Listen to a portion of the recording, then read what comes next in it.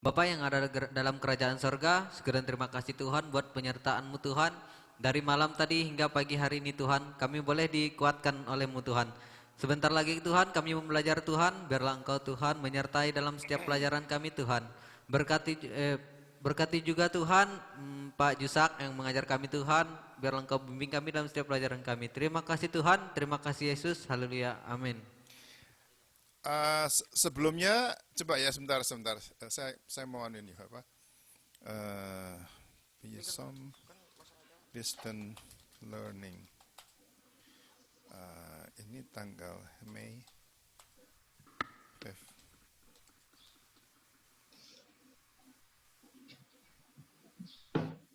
Sebentar. Oke. Sebentar ya. Ini Zoom ini saya live streaming juga di YouTube. Cuman kalau ada hal-hal yang sensitif ya nanti saya buang.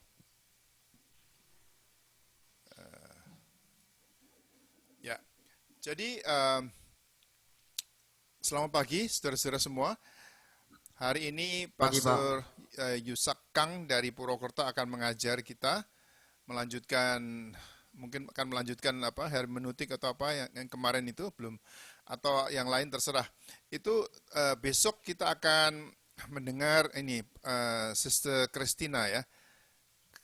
Christina Tan. Kalian sudah pernah mendengar nggak Pastor Christina Tan?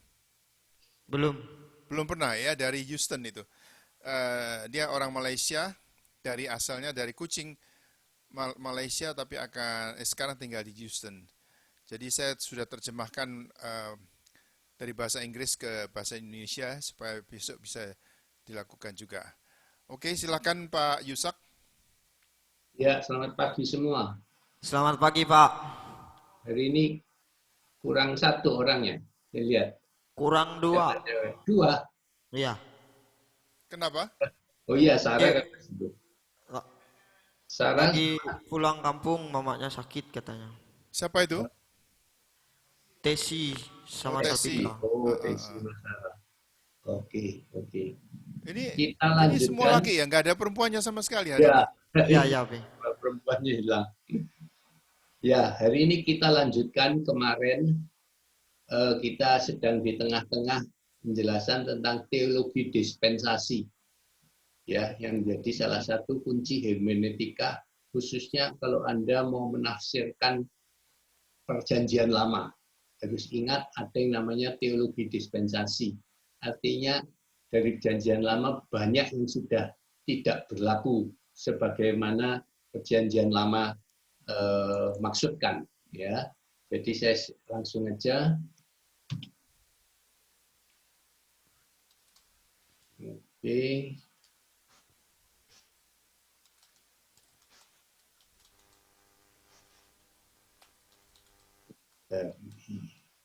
Ya, hari ini kita lanjutkan tentang teologi dispensasi, khususnya kemarin kita bahas tentang sunat. Ya, sunat adalah salah satu yang kena teologi dispensasi.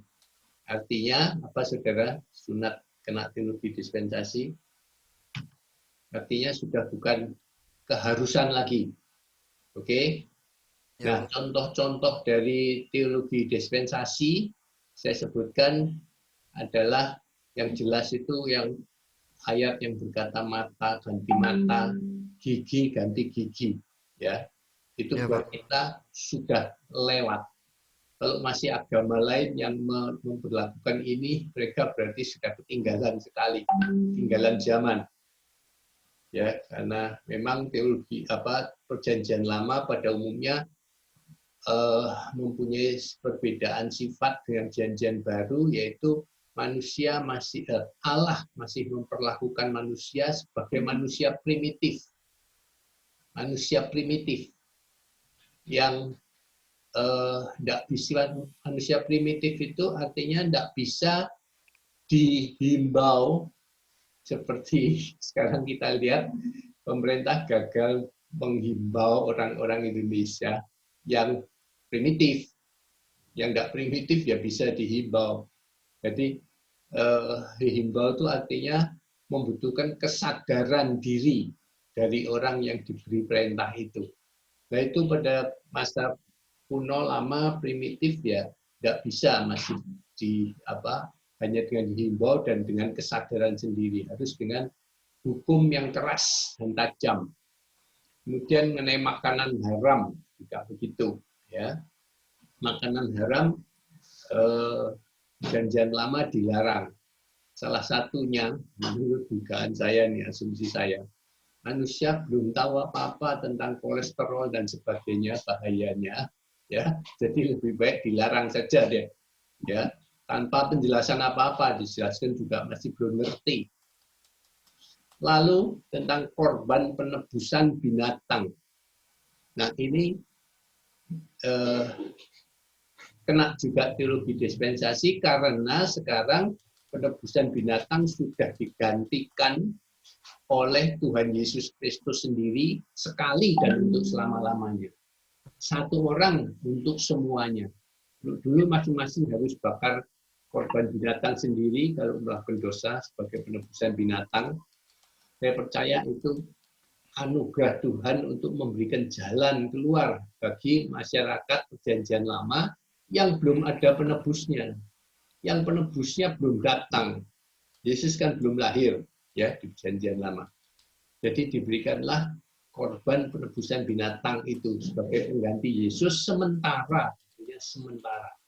Ya, jadi begitu Yesus sudah datang dan melakukan misinya di dunia, melakukan karya salib, karya penebusan dosa di atas kayu salib, maka korban penebusan binatang otomatis berhenti.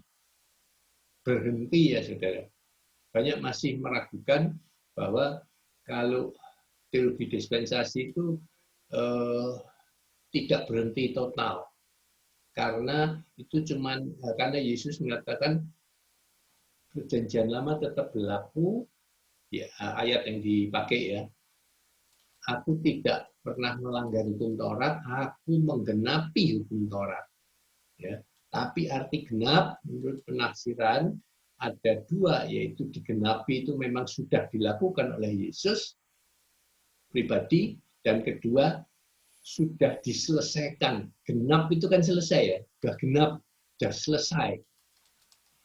Itu terjadi di atas kayu salib ketika Yesus mau meninggal, dia katakan sudah selesai. Kalau saudara yang masih mengalami Alkitab terjemahan lama, bukan terjemahan baru. Terjemahan baru itu baru berlaku tahun 1974.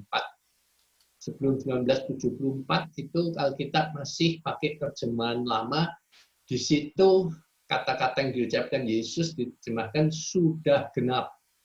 Dalam janjian baru dikatakan sudah selesai. Artinya dua-dua sama, tapi dua-dua saling melengkapi. Ya, genap, selesai, itu artinya sudah finish, sudah selesai, sudah sampai garis akhir, tidak ada lanjutannya lagi. Oke, jadi tidak ada lagi korban penebusan binatang, tidak ada lagi makanan haram, tidak ada lagi mata ganti mata. Malah kalau saya berpikir lebih lanjut, mata ganti mata kalau masih kita berlakukan dosa sudah itu menjadi dosa. Ya. Kemudian hari Sabat juga terkena teologi dispensasi. Banyak yang terus masih merongrong ibadah orang Kristen di hari Minggu, karena menurut mereka yang masih pegang teguh hari Sabat, orang Kristen ibadah Minggu itu sesat. Sekarang ini sedang jadi sesat menyesatkan. Sayang sekali di tengah pandemi Corona, sekarang ini banyak hamba Tuhan saling menyesatkan satu dengan yang lain. Saya paling tidak setuju antara hamba Tuhan berpolemik. Itu sama sekali tidak bagus. Ya, kita hari Sabat jadi itu adalah harinya orang Yahudi. Harinya orang Yahudi, hari Sabat itu diberikan pada orang Yahudi menjadi adat istiadat Yahudi. Dan sekarang bagi orang percaya pengikut Kristus, hari Sabat sudah tidak merupakan keharusan seperti hari Sabat Janjian Lama. Apa sih hari Sabat Janjian Lama yang harus? Satu, hari Sabat adalah hari penghentian, artinya hari istirahat Sabat itu. Jadi hari Sabat atau hari Sabtu itu tidak boleh kerja sama sekali. Itu dosa. Kamu kerja hari Sabtu itu dosa. Loh, sekarang ini kalau itu masih berlaku kan berapa miliar orang Kristen yang berdosa karena hari Sabtu masih kerja. Nah, untuk pengetahuan saudara, Gereja Advent dan aliran baru yang menyebut diri aliran mesianik masih melakukan dengan ketat hari Sabat itu. Saya sekali lagi tidak mau debat, dan mereka cuman saya katakan masih pegang teguh perjanjian lama, dan mereka rupanya belum mengerti tentang teologi dispensasi ini. Saudara dan saya sudah ngerti. Tentang hari Sabat sendiri, hari Sabat itu menurut kalender Yahudi dimulai dari Jumat jam 6 sore. Itu sudah masuk hari Sabat. Dan berlangsung sampai dengan hari Sabtu jam 6 sore. Jadi sekali lagi hari-hari di Yahudi menurut adat mereka itu tidak sama dengan jam kita. Kalau jam kita pergantian tanggal kan malam jam 12 ya. Iya, Jam 12 kita. Tapi kalau di Yahudi pergantian hari itu sore jam 6. Itu sudah ganti hari. Ya, waktu Yesus disalibkan kan dia mati jam 3, lalu semua pada bingung, ini sebentar lagi hari Sabat, 3 jam lagi, kalau Yesus tidak segera dikubur, nanti kita tidak bisa ngubur Yesus sampai 1 hari kemudian. Karena jam 6 sore sudah hari Sabat. Ya, itu ada di Alkitab. Nah, kemudian pertanyaan saya adalah tentang poligami, persepuluhan, dan kemarin Pak Yohanes mengangkat masalah makan darah binatang. Saya mau tanya sekarang kepada saudara, apa pendapat saudara? Kita bicara persepuluhan dulu, lalu makan darah binatang, dan terakhir poligami. Menurut Anda, persepuluhan apakah masih berlaku seperti pada perjanjian lama? Masih, Pak. Ya, coba Andreas, apa jawab Andreas? masih Pak. Masih. Apa alasannya? Apa dasar ayatnya? Matius pasal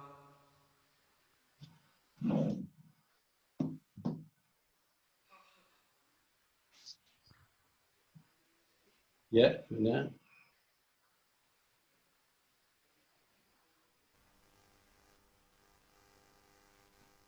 Ada yang bisa bantu?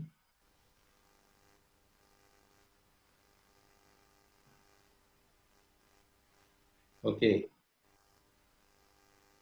Persepuluhan. Persepuluhan umumnya sangat ditekankan di perjanjian lama. Tapi di perjanjian baru kelihatan sekali bahwa ayat-ayat tentang persepuluhan itu tidak banyak, dan kalau ada itu sifatnya dalam konteks Yesus seringkali berbicara dalam konteks yang lain. Ya. Artinya apa? Artinya sudah tidak sama lagi dengan persepuluhan pada perjanjian lama.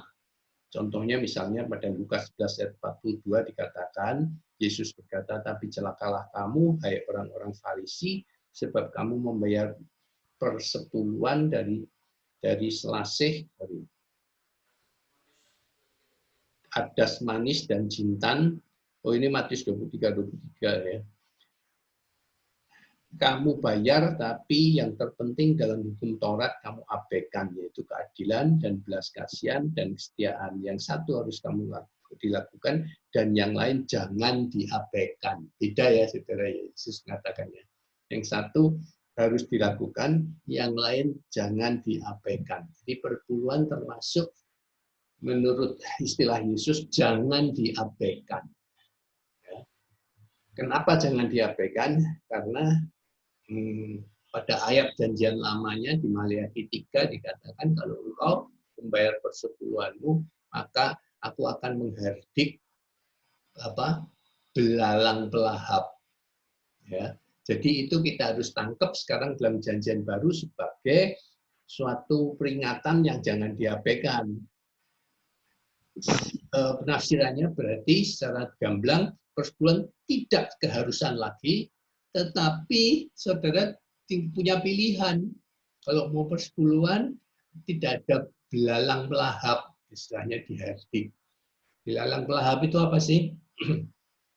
Belalang pelahap berbicara tentang, kalau bahasa Jawanya itu kantongnya bolong, ya, kantongnya itu bocor, dompet saudara bocor terus tanpa saudara ketahui, tanpa saudara sadarin. Saudara mengalami tiba-tiba ada kebutuhan yang tidak bisa dihindarkan yang harus saudara bayar. Misalkan tiba-tiba kecelakaan, lalu saudara harus ganti rugi yang saudara tabrak, dan saudara juga harus memperbaiki kendaraan sendiri. Itu kan tidak pernah saudara perhitungkan, tidak ada dalam budget Anda. Kalau itu sering-sering terjadi dalam hidupmu, ingat baik-baik, nomor satu, ingat-ingat perpuluhanmu gimana.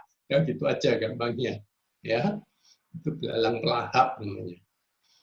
Jadi sifatnya sudah berbeda, persepuluhan zaman Perjanjian Lama itu keharusan, kalau tidak sudah bayar, itu artinya mencuri uang Tuhan. Tapi sekarang banyak hamba Tuhan masih pakai itu ayat Perjanjian Lama, sehingga dia terlalu sering mengatakan, hei jangan mencuri uang Tuhan. Saya tidak terlalu setuju, karena persepuluhan sekarang lebih sebagai kesadaran. Ya, gereja-gereja aliran Protestan pada umumnya tidak menekankan persepuluhan, tetapi memperlakukannya sebagai Tuhan Yesus bilang, jangan diabaikan. Dulu banyak polemik antara yang karismatik yang mengatakan perpuluhan itu harus, Protestan itu tidak harus, lalu kalangan karismatik mengatakan, lihat aja, pantas saja itu gereja-gereja Protestan tidak ada yang kaya dan berlimpah, karena mereka nggak bayar perpuluhan.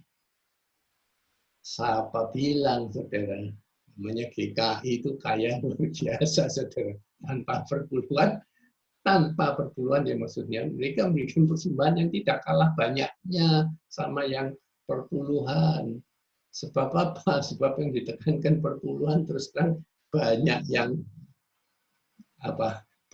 menyunat perpuluhan. Saya mengamati kok, sekian puluh tahun saya jadi pendeta, saya mengamati. Menurut observasi kasar saya, memang bukan satu riset yang detail, karena itu tidak bisa diriset secara detail. Saya mengasumsikan bahwa secara kasar orang gereja yang menekankan persepuluhan itu ternyata cuma 50%, kurang dari 50% yang melakukan dengan taat. Ya, persepuluhan ini bagus sekali. Zaman dulu kenapa Tuhan menekankan persepuluhan? Karena zaman dulu Perjanjian Lama itu ada namanya suku Lewi, yaitu satu dari 11 suku Israel yang tidak boleh bekerja sama sekali, yang harus penuhnya full time menjadi hamba Tuhan di bait Allah, sehingga mereka kehidupannya harus ada yang support. Siapa yang support? Tuhan menetapkan ke-11 saudara Lewi yang harus support. Ya kan? Itu perpuluhan itu untuk Lewi, saudara. Untuk menggaji orang Lewi, untuk pakannya orang Lewi. Bahkan di dalam perjanjian pun orang Lewi tidak dapat tanah pusaka milik suku Lewi. Itu adalah konsekuensinya menjadi suku Lewi, yaitu yang menjadi imam. Nah sekarang saudara, termasuk tidak ada lagi suku Lewi. Nggak ada suku Lewi, saudara. Ya, nggak ada kan suku Lewi? Ada nggak suku Lewi? Nggak ada. Yang ada pendeta. Nah, pendeta kemudian ditafsirkan hamba Tuhan sepenuh waktu sebagai suku Lewi rohani lah begitu. Itu mengada-ada, nggak ada itu ceritanya. Tuhan Yesus waktu mengangkat gembala Petrus sebagai gembala, tidak sama sekali tidak menyinggung tentang Lewi. Dan ketentuan Lewi tidak boleh bekerja juga kena teologi dispensasi, saudara. Karena satu, Lewi memang sudah tidak ada, kedua konsep persepuluhan juga sudah berbeda, maka akhirnya termasuk pendeta sekarang boleh nggak pendeta kerja? Boleh. Nah, itu dia. Apa dasar Alkitabnya? Yang Paulus, Pak. Paulus ya. Ya, Paulus itu contoh dari pendeta atau gembala yang atau rasul yang paling sukses. Karena apa dia sukses? Karena dia punya penghasilan sendiri. Dia tidak bergantung kepada gereja. Dia bisa membiayai pelayanan misinya sampai Roma. Yang lain-lain yang tinggal di Yerusalem tidak punya kemampuan, saudara, untuk melakukan misi jauh-jauh seperti Paulus. Jadi termasuk di gereja kami SGF, kami mengangkat mentahbiskan pendeta-pendeta yang masih berusaha. Kita tahbiskan sebagai PDP, yaitu PDP bukan pendeta pembantu, saudara, kalau di SGF. PDP itu pendeta dan pengusaha. Dia seorang pengusaha, bisnismen, murni 100%. Dari Senin sampai Sabtu, bahkan sampai Minggu dia kerja di kantor. Tapi dia diangkat menjadi pastor, menjadi pendeta yang setara, bisa melakukan semua sakramen kependetaan. Karena kita mengakui bahwa pelayanan kependetaan tidak harus full time, tidak boleh kerja, ya, tapi full heart dalam arti sungguh-sungguh cinta Yesus. Bahkan dari ribuan pendeta yang ada di gereja FGF, 70%, 80% adalah PDP, pengusaha. Yang full time tidak kerja itu tinggal 10-20%. Oke, itu tentang perpuluhan. Jadi jangan diabaikan karena itu ada konsekuensinya.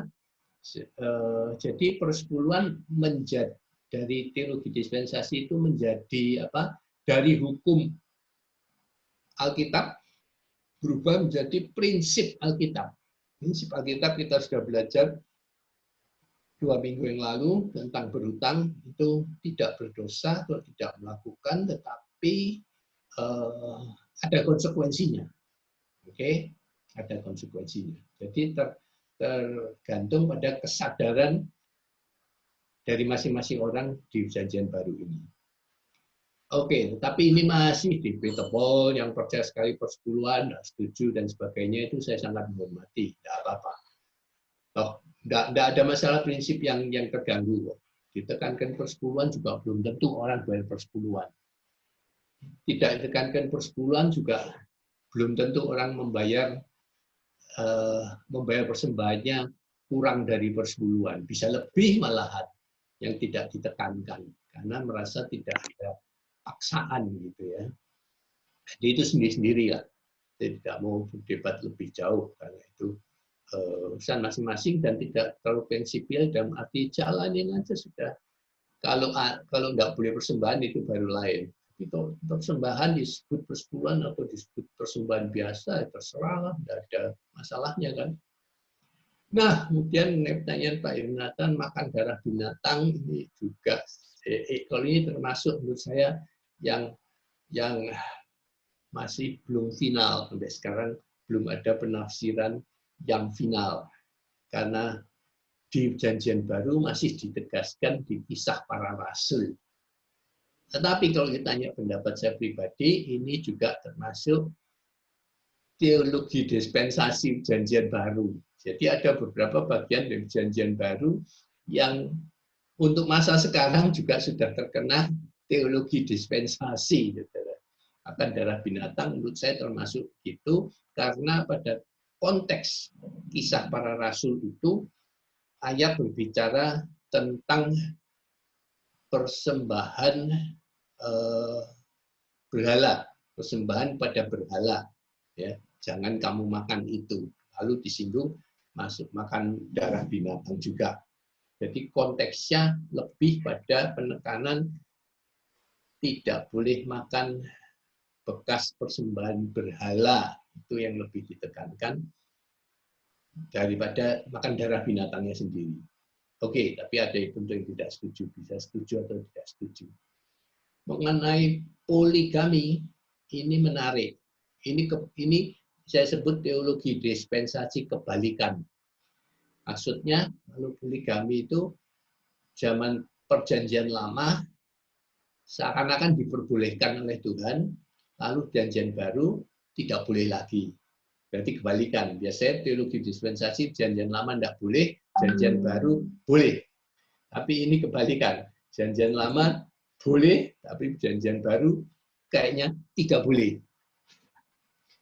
Nah, poligami sendiri ayat pendukungnya yang tidak boleh memang tidak terlalu kuat. Tetapi saya ingin lebih membahas begini, saudara. Ini masalah primitif lagi-lagi. Orang perjanjian lama adalah orang primitif. Oke? Salah satu naluri primitif manusia adalah poligami ini. Kenapa disebut primitif? Karena manusia masih tidak membedakan dirinya dengan binatang. Binatang kan poligami sesukanya, saudara. Incest, poligami semua terjadi di makhluk binatang. Tapi di manusia itu ada satu kesadaran bahwa kita ini adalah makhluk yang lebih tinggi dari binatang, sehingga kita tidak boleh sama perilakunya dengan binatang. Kalau binatang melakukan poligami atau incest itu hanya berdasarkan naluri semata-mata, nggak pakai otak sama sekali. Manusia karena punya otak yang lebih daripada binatang, maka nalurinya harus ditundukkan oleh akal budi. Namanya otak kan akal budi. Saya kasih contoh begini. Menurut saudara, nilai-nilai moral, khususnya moral seksual, dari bintang-bintang film Hollywood, menurut saudara, nilai moralnya, khususnya dalam bidang seksual, itu rendah atau tinggi? Rendah. Rendah sekali. Mungkin contoh yang paling rendah dari makhluk modern yang nilai-nilai moralnya masih rendah sekali adalah bintang Hollywood. Tetapi ketika saya pelajari, bintang Hollywood itu sudah modern. Ya dong, manusia modern sekali bintang Hollywood itu. Mereka tidak melakukan poligami sama sekali. Yang mereka lakukan adalah perselingkuhan dan kawin cerai. Itu yang penyakit paling besar dari bintang-bintang Hollywood. Kawin cerai, ada yang sampai kawin cerai 7 kali. Ya. Selingkuh dan kawin cerai itu adalah kebiasaan dari orang bintang film Hollywood. Kemudian dalam bintang Hollywood yang lebih modern lagi, lebih ke sini, itu bahkan mereka sudah tidak menikah resmi lagi. Hanya hidup bersama. Tetapi sekali lagi, ada bedanya. Itu hidup bersama satu budaya yang sangat modern. Mereka merasa sudah tidak perlu lagi lembaga pernikahan. Karena setiap saat kalau mereka sudah tidak suka, mereka tinggal goodbye, berpisah baik-baik. Kalau mereka percaya kalau menikah lalu bercerai itu pasti jadi berantem, bertengkar, konflik, dan terjadi luka-luka batin. Belum lagi bayar pengacaranya mahal di Amerika untuk perceraian. Jadi buat apa menikah? Lebih baik hidup bersama saja. Tapi sekali lagi, dalam hidup bersama pun mereka tidak melakukan poligami. Artinya tidak ada orang bintang Hollywood sekalipun yang hidup bersama dengan 2-3 orang sekaligus rumah. Tidak ada lah, saudara. Tidak ada itu. Tidak pernah dengar itu. Jadi mereka modern sekali. Mereka mengerti bahwa poligami adalah perilaku binatang, perilaku primitif sekali, seperti halnya binatang. Karena itu mereka tidak melakukan. Jadi kalau yang masih setuju poligami itu berarti pemikirannya benar-benar masih primitif dan tinggalan zaman sekali. Next, kita teruskan. Jadi kembali ke sunat. Kalau dulu sunat harus dan wajib dilakukan, sekarang tidak wajib lagi. Kalau dulu dosa kalau tidak dilakukan, sekarang tidak dosa lagi. Tapi dihimbau saja dengan alasan tertentu, yaitu alasan medis semata-mata. Oke? Kalau dulu sunat untuk memenuhi hukum Taurat, sekarang untuk alasan kesehatan. Bukan ritual Taurat, tetapi tindakan medis semata. Jelas ya, dan sunat duduk persoalannya. Nah, sekarang kita bicara tentang makanan haram. Ini makanan haram ya, saudara ya. Sudah kenal ini apa? Babi, Pak. Babi garing. Kalau di Jakarta namanya casio, kalau di Surabaya namanya syobak. Benar ya Pak Yonatan ya? Syobak. Oke. Boleh nggak makan ini? Boleh, boleh. Dasarnya apa? Saya sudah senang, Anda sekarang sudah mulai menjawab, kalau menjawab dengan ayat Alkitab. Walaupun tadi ada yang lupa ayat Alkitabnya. Tapi dari jawaban-jawaban PR Anda sudah mulai, Anda saya lihat sudah lebih pintar lah. Kita sekarang sudah berkembang. Hermeneutikanya sudah lumayan. Karena sudah mengatakan lalu ada dasar Alkitabnya. Ini apa dasar Alkitabnya? Oke, belum tahu ya, nanti dicari, tetapi ini ayat-ayatnya yang jelas sekali di perjanjian lama semua tentang makanan haram itu ada sederet daftar makanan haram Imamat 11 dan Ulangan 14, bukan cuma babi saudara ya, tapi panjang lebar banyak sekali makanan haram, larangan di perjanjian lama. Jadi bagi orang Yahudi sampai hari ini masih berlaku makanan haram jelas. Jadi semua yang di perjanjian lama orang Yahudi masih berlaku karena mereka kan agama Yahudi sudah. Mereka kan bukan orang Kristen. Kalau orang Kristen kan sudah punya kitab perjanjian baru. Orang Yahudi asli ya namanya agama Yahudi ya tidak mengenal perjanjian baru. Mereka Yesus saja mereka tidak akui sebagai Mesias kok. Sampai hari ini orang Yahudi, agama Yahudi masih menunggu kedatangan Mesias. Kasihan ya, kasihan sekali. Mereka masih menunggu kedatangan Yesus yang pertama kali. Belum terjadi sampai sekarang. Mereka masih menunggu. Padahal kita sudah sedang berhadapan dengan kedatangan Yesus yang kedua. Bagi kita, Tuhan Yesus sudah menggenapi. Sehingga bagi kita tidak ada lagi yang haram. Kalau secara logika saja, saudara, dengan pikiran modern, saudara, dengan akal budi, saudara, bahwa mana mungkin sih Tuhan itu menciptakan sesuatu lalu mengharamkannya sendiri. Ya. Misalkan pabrik Toyota, mobil Toyota, memproduksi banyak merek, ya Toyota, ada yang Avanza, ada Corolla, ada Corona dan sebagainya. Lalu dia bilang semua ini baik, tapi jangan pakai Toyota Corona, itu haram. Ada kebetulan sekarang namanya Corona haram, betul ya.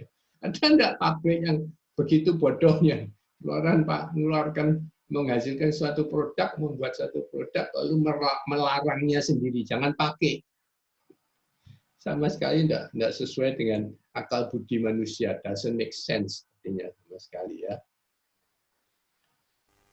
Apalagi masih ada yang mengharamkan anjing, dan ciptaan Tuhan yang terkenal setia itu haram, aduh, anu sekali ini. Jadi arti genap di sini sudah berakhir. Sudah berakhir ya, larangannya sudah berakhir. Oke. Salah satu alasan kenapa dalam perjanjian lama dilarang karena waktu itu manusia belum cukup berpengetahuan tentang kolesterol misalnya. Kalau dibilangi sama Tuhan, jangan makan itu karena kolesterolnya banyak, tidak ngerti mereka. Tapi karena sekarang sudah kita tahu, berarti soal makanan haram dan tanda kutip janjian lama tadi, pilihan ada di tangan masing-masing. Pilihan ada di tangan masing-masing. Jadi kembali pada ayat Tuhan Yesus tadi, jangan diabaikan saja. Larangan Tuhan janjian lama, jangan diabaikan. Karena itu ada alasan Tuhan sendiri. Ya. Oke, lantas ini dasar ayat, salah satu dasar ayat Alkitab, yang mengatur, yang menegaskan tentang perjanjian, teologi dispensasi. Paulus ini yang mengajarkannya, saudara. Di 1 Korintus 10:23 dia mengatakan segala sesuatu diperbolehkan. Dia kenapa membuka ini? Karena dia ingin berbicara tentang satu teologi dispensasi, teologi baru yang selama ini tidak dikenal oleh orang-orang janjian lama. Sampai hari Paulus mengucapkan ini, orang-orang masih punya pegangan cuma janjian lama kan? Alkitab janjian baru kan belum keluar, saudara. Jadi Paulus mengeluarkan ayat ini. Segala sesuatu diperbolehkan. Tapi sekali lagi, teologi dispensasi itu tidak mutlak-mutlakan. Jangan saudara berlaku secara mutlak, nanti salah kaprah. Ya. Jadi ada catatannya, benar, tetapi bukan segala sesuatu berguna. Contohnya tadi itu, makan babi garing, ya, makan siobak, makan casio, itu boleh, tetapi belum tentu berguna. Ditambahkan lagi, Paulus mengatakan segala sesuatu diperbolehkan, benar, dia katakan, tetapi bukan segala sesuatu membangun. Oke. Jadi selalu ada catatannya, teologi dispensasi selalu ada catatannya.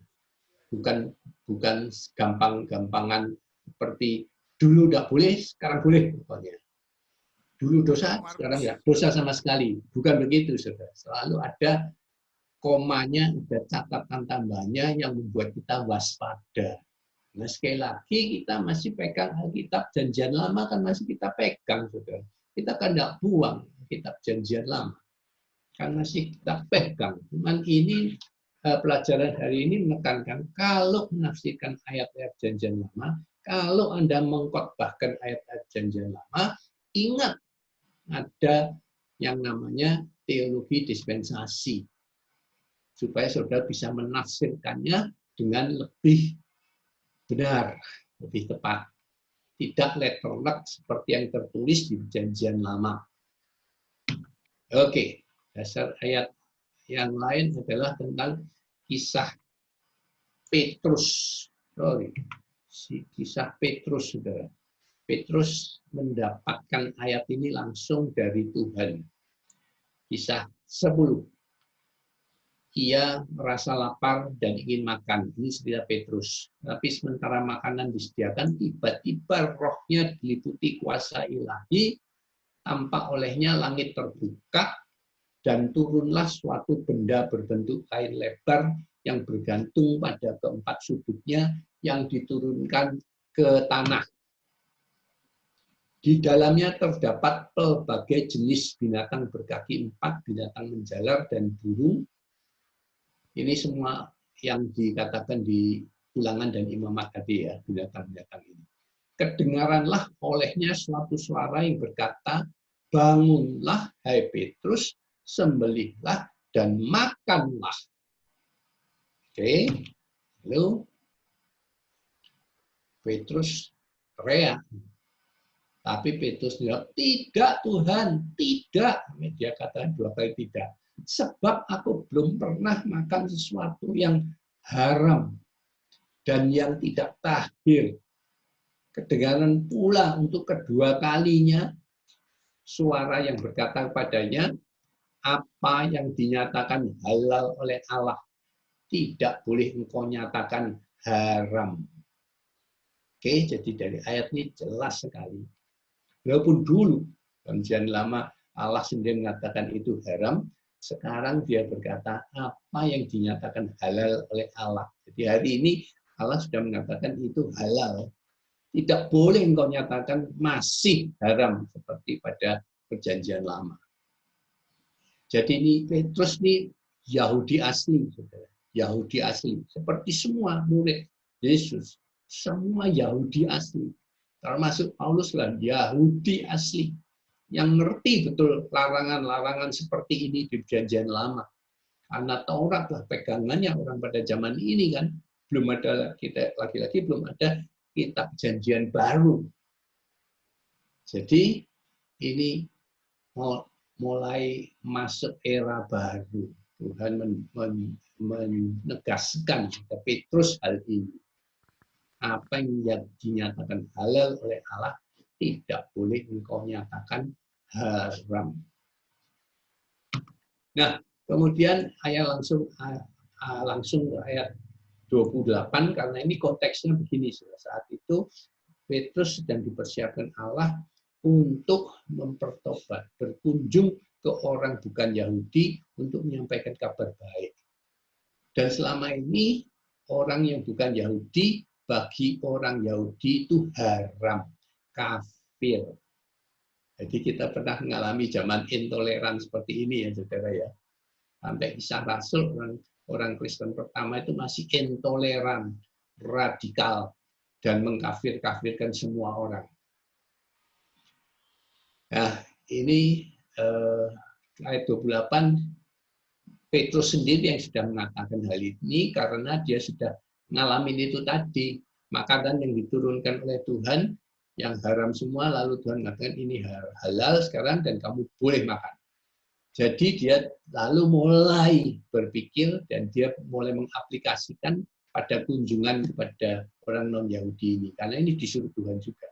Jadi Tuhan memberikan tadi itu penglihatan makanan turun tadi dengan tujuan supaya dia bisa mengutus Petrus pada orang yang non-Yahudi. Ia berkata pada mereka, kamu tahu betapa kerasnya larangan bagi seorang Yahudi untuk bergaul dengan orang-orang bukan Yahudi. Atau masuk ke rumah mereka. Masuk aja tidak boleh. Saudara. Jadi jangan heran. Ada saudara-saudara yang tidak siman sama kita itu najis, saudara, kalau masuk rumah kita. Apalagi ada salibnya di rumah saudara. Itu najis benar-benar. Ini zamannya Petrus seperti itu. Tetapi Allah telah menunjukkan kepadaku bahwa aku tidak boleh menyebut orang najis atau tidak tahir. Jadi mulai sekarang saudara juga harus sama seperti Petrus. Tidak boleh lagi kita mengatakan orang yang tidak siman dengan kita najis, tidak tahir atau kafir. Itu primitif. Lagi primitif. Teologi dispensasi kalau bicara dengan sikap primitif yang sekarang diperbarui oleh Tuhan Yesus. Nah, minggu sedikit ada aliran Yahweh atau mesianik yang sampai sekarang masih pegang teguh janjian lama. Bahkan mereka itu begitu teguhnya mereka janjian lama, mereka lebih pegang teguh janjian lama daripada janjian baru, sehingga bahkan menentang janjian baru yang bertentangan dengan janjian lama. Contohnya, saudara, mereka itu merayakan perayaan Natal itu yang sesuai janjian lama. Ya. Yang tidak ada di janjian lama, mereka tidak mau merayakan. Seperti halnya, aliran mesianik itu bilang, kita tidak boleh merayakan hari Natal. Karena tidak ada di Alkitab. Ya. Kita hanya merayakan apa yang ada di Alkitab. Dan apa yang ada di Alkitab itu semua perayaan-perayaan orang Yahudi yang sampai sekarang mereka masih lakukan sebagai adat. Bukan lagi sebagai agama, tapi adat. Jadi ironisnya berarti mereka masih mengharamkan atau mengafirkan diri sendiri. Karena mereka kan bukan orang Israel, bukan orang Yahudi. Berarti mereka itu kan kafir, najis. Ironis sekali mereka itu. Karena berpegang pada sesuatu yang berlaku untuk orang Yahudi saja. Nah, renungkan. Ini untuk saudara renungkan ya. apakah ada ayat-ayat janjian baru yang sekarang sudah tidak relevan lagi karena kena teologi dispensasi. Kali ini teologi dispensasi untuk janjian baru. Misalnya, di 1 Timotius 2 ayat 12 itu tidak boleh sudah ada pendeta atau pengajar wanita. Dilarang banget itu. Paulus sendiri mengatakan. Kemudian Paulus juga mengatur soal dandanan wanita. Di janjian baru 1 Korintus dan 1 Timotius. Dandanannya harus begini, tidak boleh berkepang-kepang, harus pakai kerudung, dan sebagainya, dan sebagainya. Cungkil matamu kalau engkau melihat sesuatu lalu tergerak hatimu oleh birahi di Matius 18:9 pada seorang wanita. Orang mati bangkit kembali, mujizat bangkitkan orang mati. Apakah itu masih berlaku sampai sekarang?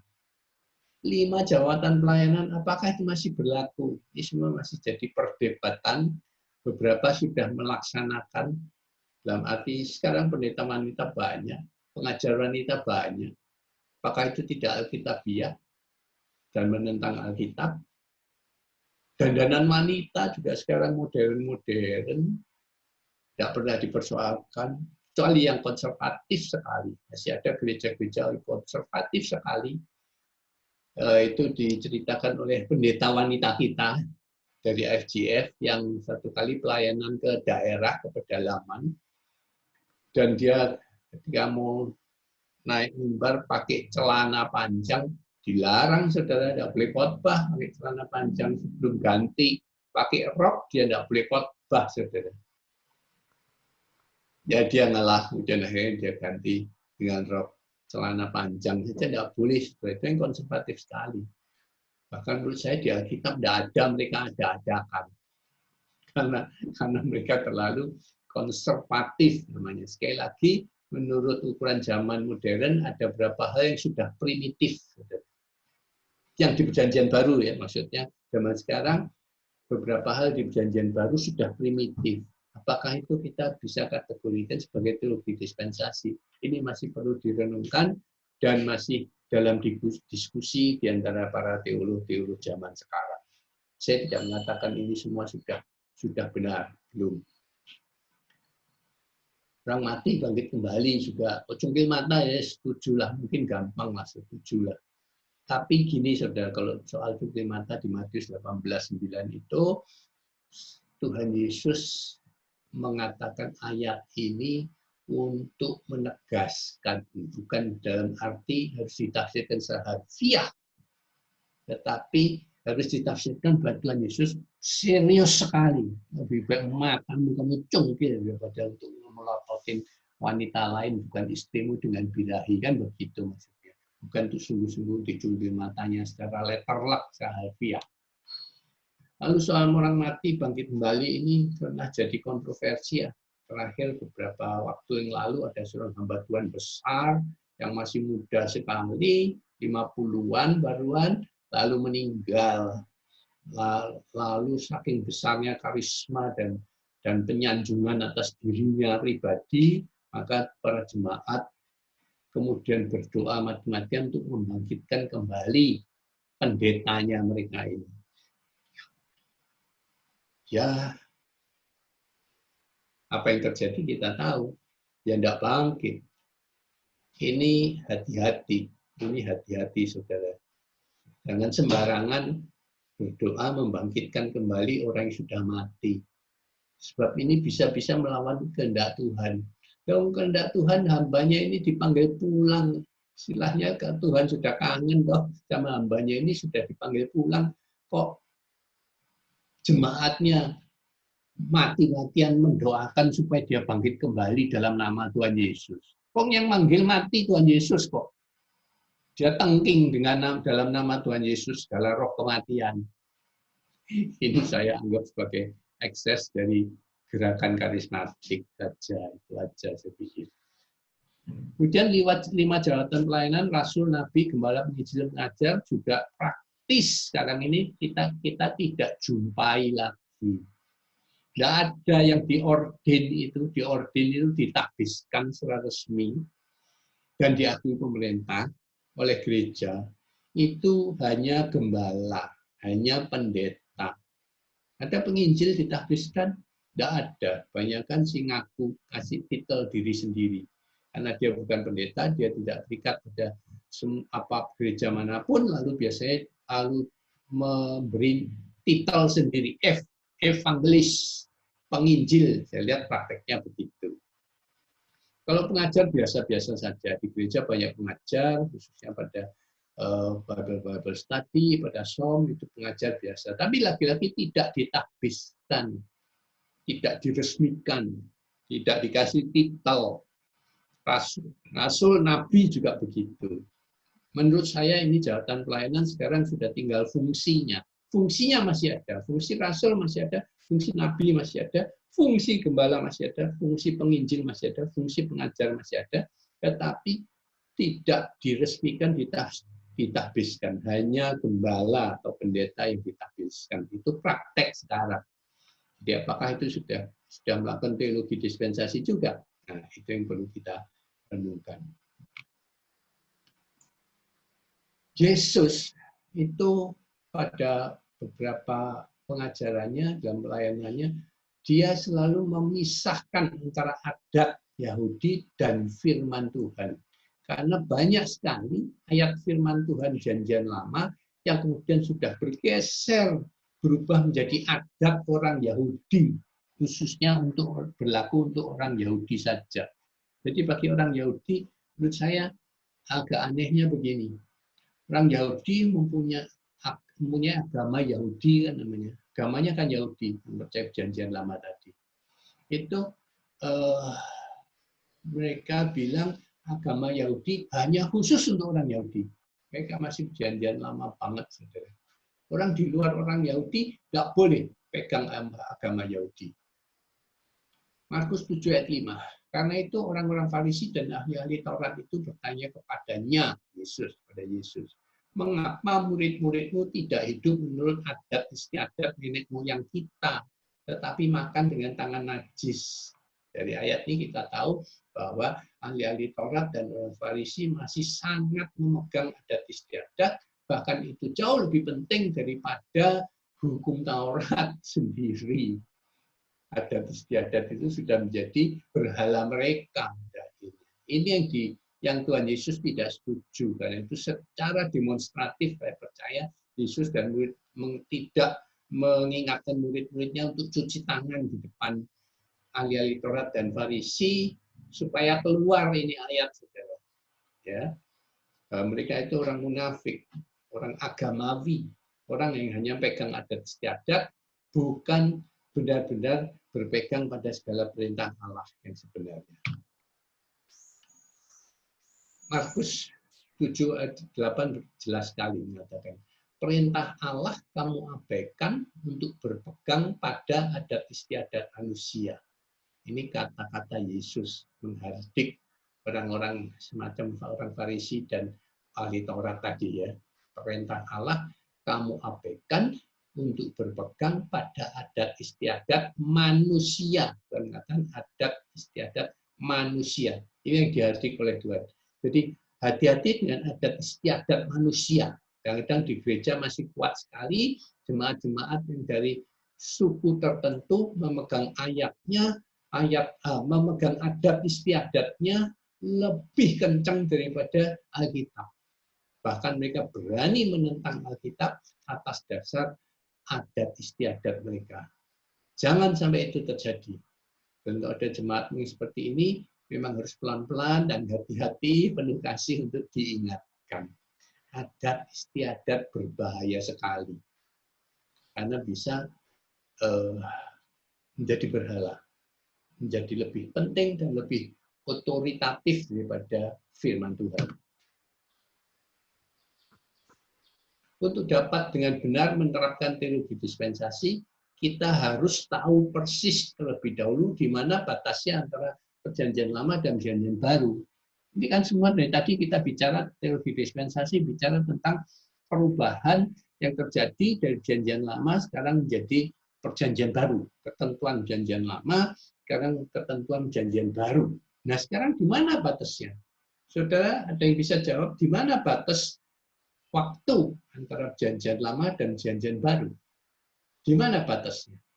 Di mana pemisahnya? Sehingga kita bisa menerapkan teologi dispensasi dengan benar dan baik.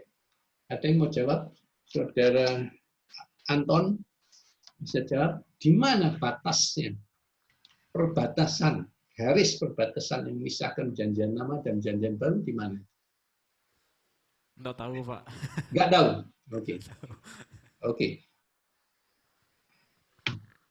Pada umumnya ya secara gampang-gampangan, anggapan orang batas antara perjanjian lama dan perjanjian baru ya antara kitab Maleakhi dan Injil Matius toh. Benar nggak? Kitab Maleakhi kan Ya, Pak. kitab terakhir dari perjanjian lama. Dan Injil Matius adalah kitab pertama dari perjanjian baru. Itu banyak anggapan orang tentunya. Secara harfiah memang begitu. Tapi apakah itu benar? Tidak. Tidak, karena jelas di Lukas Tuhan Yesus masih harus disunat. Berarti pada zamannya Tuhan Yesus lahir itu masih masuk perjanjian lama, walaupun itu ditulis sudah dikutip Injil Lukas, yaitu kitab yang ketiga dari perjanjian baru. Agama Tuhan Yesus kalau boleh dibilang pada waktu itu masih agama Yahudi dan melakukan segala perintah agama Yahudi termasuk adat istiadat Yahudi. Dan kedua pada Sakaria itu papahnya Yohanes Pembaptis ya, yang masih juga pada saat dia melayani itu sebagai imam perjanjian lama, saudara.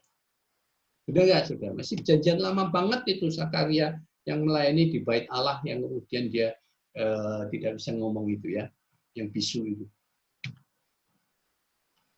Ini gambar Sakaria melayani di bait Allah.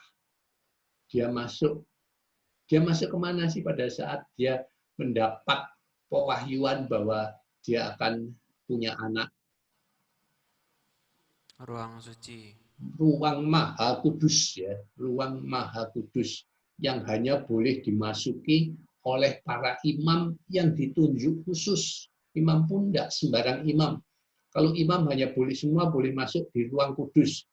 Kalau imam khusus ini seperti Sakaria ini hanya boleh masuk di ruang Maha Kudus atas penunjukan dari tim keimaman tadi dengan cara diundi, saudara. Jadi bergilir diundi. Kita baca Lukas 1 ayat 6, 8, dan 10. Keduanya adalah benar di hadapan Allah dan hidup menurut segala perintah dan tetapan Tuhan dengan tidak bercacat. Ini bicara tentang Sakaria dan istrinya Elisabeth. Pada suatu kali, waktu tiba giliran rombongan Sakaria melakukan tugas keimaman di hadapan raja, di hadapan Tuhan. Rombongannya, berarti giliran rombongannya itu giliran kelompok dia, gitu ya. Sebab ketika diundi, ya, Imam Sakaria ditunjuk untuk masuk ruang Maha Kudus dengan cara diundi zaman dulu. Kuno banget nggak, saudara? Ini primitif sekali. Ini cara perjanjian lama banget, kasihan. Masa masuk melakukan sakramen tertentu orang diundi. Sebab ketika diundi sebagaimana lazim pada zaman itu. Untuk menentukan imam yang bertugas, dialah yang ditunjuk untuk masuk dalam bait suci dan membakar kukupan di situ. Sementara itu seluruh umat berkumpul di luar dan sembahyang. Jadi zaman itu umat tidak boleh masuk ruang kudus dan ruang Maha Kudus. Mereka hanya ada di halaman. Nggak bisa bayangkan nggak mereka jemaat zaman sekarang hanya boleh ada di halaman. Nggak boleh masuk ruang gereja, saudara. Itu namanya primitif dalam perjanjian lama, Mas ya. Waktu itu adalah waktu pembakaran kukupan. Nah, ini untuk menjelaskan pada saudara, ini gambar dari bait suci perjanjian lama. Aslinya seperti ini. Ya. Jadi ini pagar luar membatasi semua bait Allah dan ini adalah halamannya. Lataran ada di sini. Ini adalah ruangan kudus dan ruangan maha kudus. Ruangan kudus, ruangan maha kudus. Tertutup sama sekali. Hanya para imam yang bisa masuk ke ruang kudus dan maha kudus. Waktu itu Bait Allah masih berlaku, ruang kudus dan maha kudus. Dipisahkan dengan pelataran. Masih pisah sama sekali. Jemaat itu sama imamnya, sama pendetanya, kalau zaman dulu terpisah sama sekali. Ada jarak yang jelas sekali. Sekarang kan enggak ya saudara ya. Itu Ya, kalau Pak. ini diterapkan di zaman sekarang saudara, berarti singer WL itu enggak boleh naik panggung saudara. Panggung itu ruang maha kudusnya saudara. Primitif sekali, kita mau ketawa kalau dengar ini. Nah ini saya mau tunjukkan gambar ini khususnya ruang kudus dan ruang maha kudusnya. Di ruang kudus hanya ada 3 alat ini, dan ruang maha kudus hanya ada tabut perjanjian Allah. Ya, ini waktu itu tabut perjanjian Allah ini dianggap sangat-sangat sakral karena dia merupakan simbol daripada hadirat Allah sendiri secara pribadi. Ini simbolnya. Jadi nggak sembarangan orang boleh masuk karena di situ Allah sungguh-sungguh hadir di situ. Imam yang masuk harus diikat kakinya dengan tali supaya kalau dia mati karena tidak kudus dapat ditarik keluar mayatnya. Ada lonceng yang dibunyikan bila imam itu tidak keluar-keluar. Seret saudara. Jadi benar-benar harus kudus, harus suci imam yang masuk ke ruang maha kudus ini. Kalau tidak kudus dia mati langsung saudara. Bayangkan kalau sekarang ini diperlakukan seperti ini saudara. Wow, banyak yang mati langsung di mimbar saudara. Dan lagi kita masuk zaman anugerah, termasuk teologi dispensasi. Saudara. Nah, inilah batas yang sesungguhnya antara perjanjian lama dan perjanjian baru. Yaitu kejadian ketika Tuhan Yesus mau meninggal, mengatakan sudah selesai, maka setelah itu tirai bait Allah robek, koyak. Benar, saudara? Jadi di gambar itu jelas, di Old Covenant, janjian lama sudah dirobek oleh kematian Yesus. Ketika dia mengatakan, it is finished, sudah selesai. Sudah selesai, saudara. Ini di sini ditulis earthly sanctuary. Ini ada menurut nasiran kita sekarang, ruangan kudus dan maha kudus ini adalah kekudusan lahiriah, kekudusan dunia, ya. Oke, lalu jadi perjanjian baru dimulai ketika tirai bait Allah terbelah, yaitu ketika Yesus berkata sudah selesai dan kemudian dia meninggal.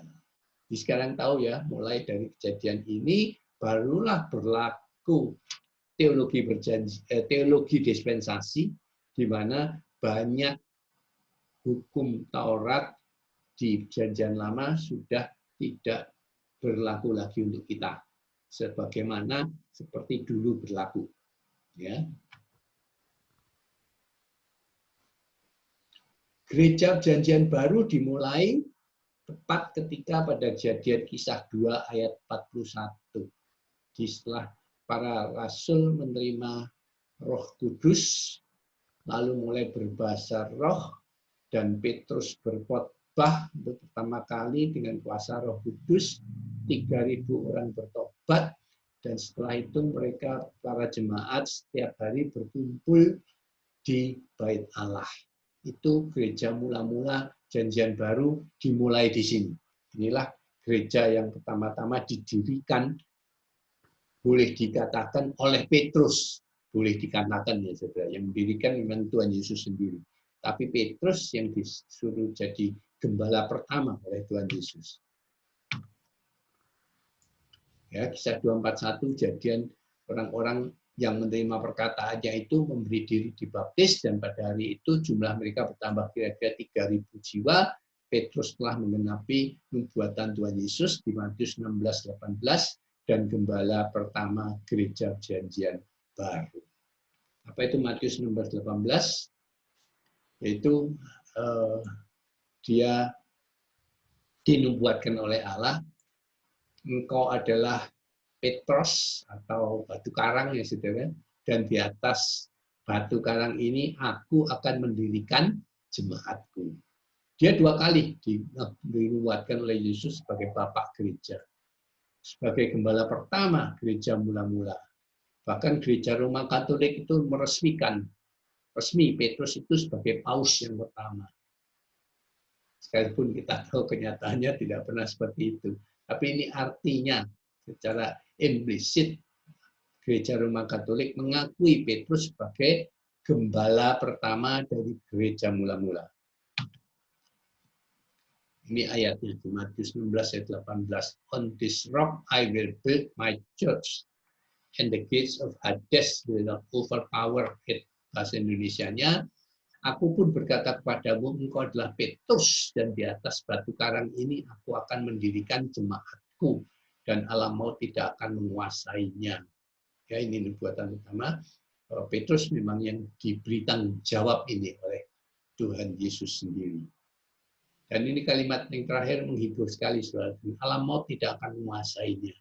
Jadi kalau sekarang ini banyak mengatakan, orang sekuler mengatakan, gereja sebentar lagi tamatlah riwayat. Kena COVID corona ini, saudara. Di sini gereja habislah, selesai. Tidak ada lagi gereja. Gedung gerejanya maksudnya. Tapi ini katakan di sini, janji Tuhan Yesus, alam maut tidak akan menguasainya. Next, ini yang Yohanes 21, di mana Yesus mengingatkan penyangkalan Petrus, tapi pada akhirnya Yesus memerintahkan apa? Gembalakanlah domba-dombaku. Ini jadi perintah Yesus sendiri, memang Petrus menjadikan gembala yang pertama. Nah, saya singgung saya sempat hari Sabat, tentang hari Sabat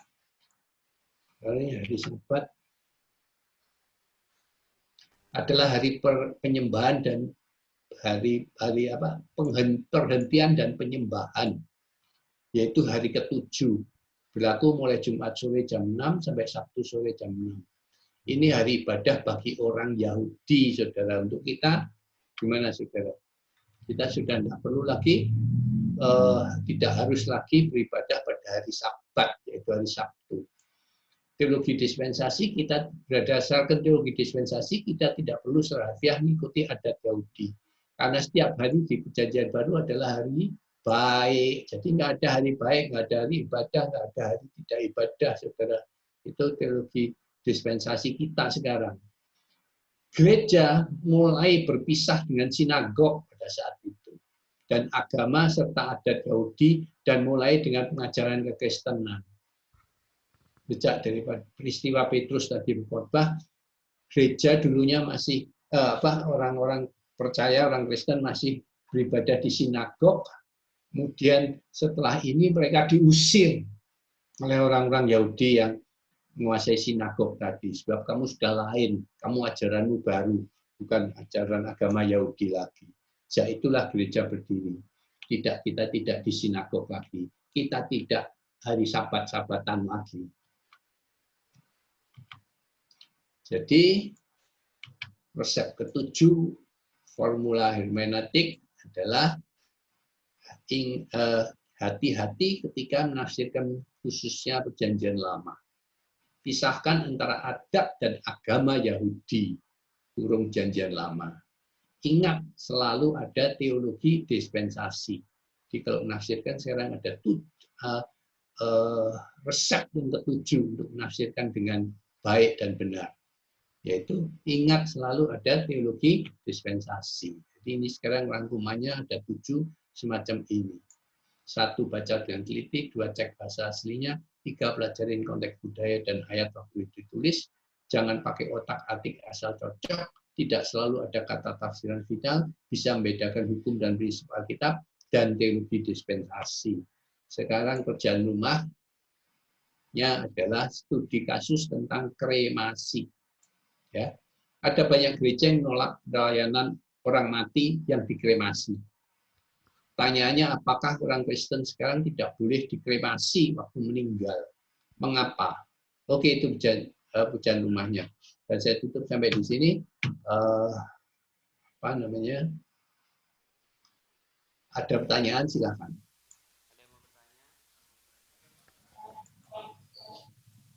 Silakan kalau ada pertanyaan. Ya, saya mau Tidak tanya, ada, Pak. silakan. Ini mengenai pernikahan, Pak.